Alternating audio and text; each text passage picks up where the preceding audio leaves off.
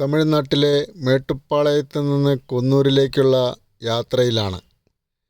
ഇവിടെ നിന്ന് 32 കിലോമീറ്ററാണ് കുന്നൂരിലേക്കുള്ള ദൂരം.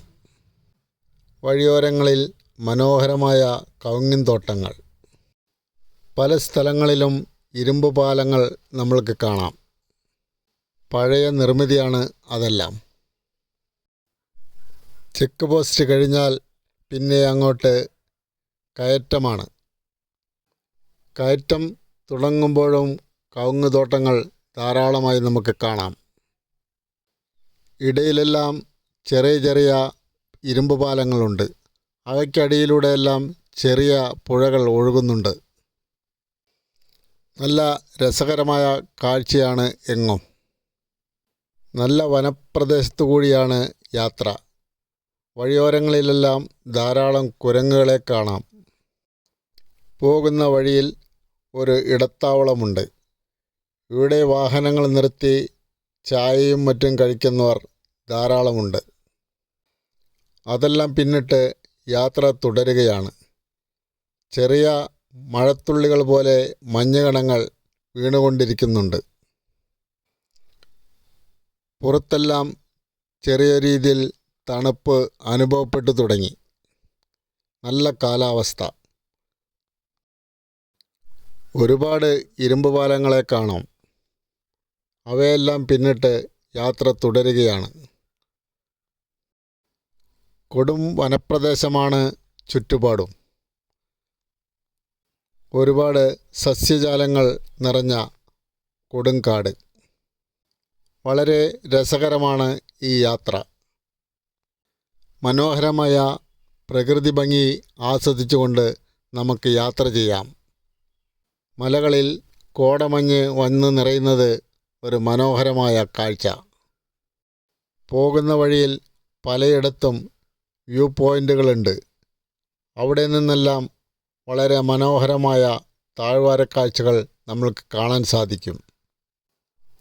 ചെറിയ രീതിയിൽ പാർക്ക് ചെയ്യുവാനുള്ള സൗകര്യവും ആ ഭാഗങ്ങളിൽ ഏർപ്പാടാക്കി വച്ചിട്ടുണ്ട്. മുകളിലോട്ട് പോകുന്തോറും കോടമഞ്ഞും തണുപ്പും കൂടിക്കൂടി വരികയാണ്. മഞ്ഞുകാലമാണ്.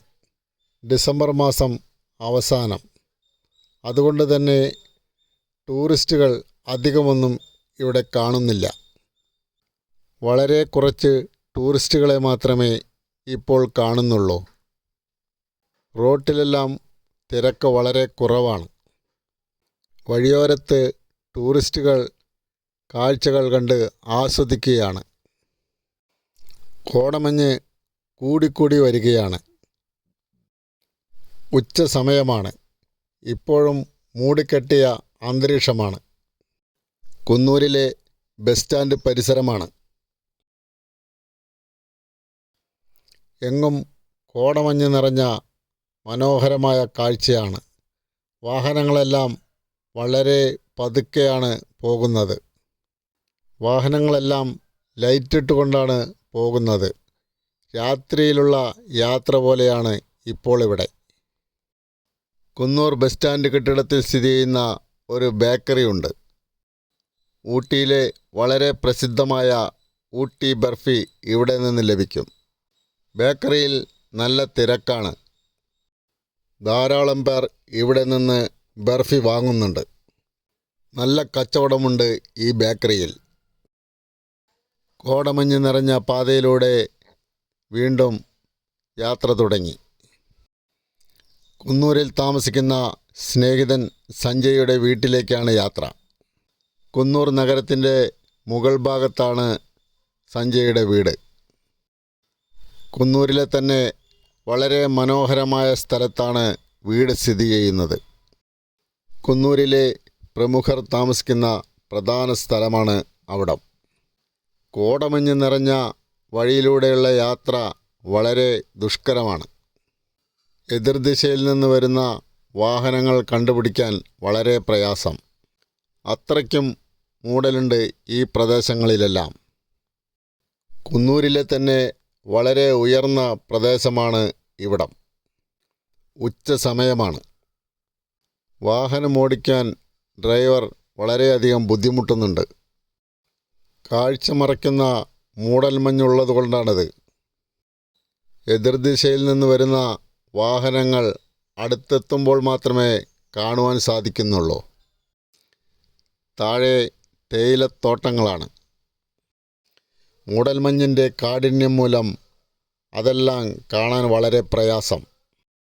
പുറത്തിപ്പോൾ നല്ല തണുപ്പാണ്. മൂടൽമഞ്ഞ് നിറഞ്ഞ ഈ അന്തരീക്ഷത്തിലൂടെ യാത്ര ചെയ്യുവാൻ വളരെ രസകരമായ ഒരു അനുഭവം തന്നെയാണ്. പാതയിലൊന്നും അധികം ആരെയും കാണുന്നില്ല.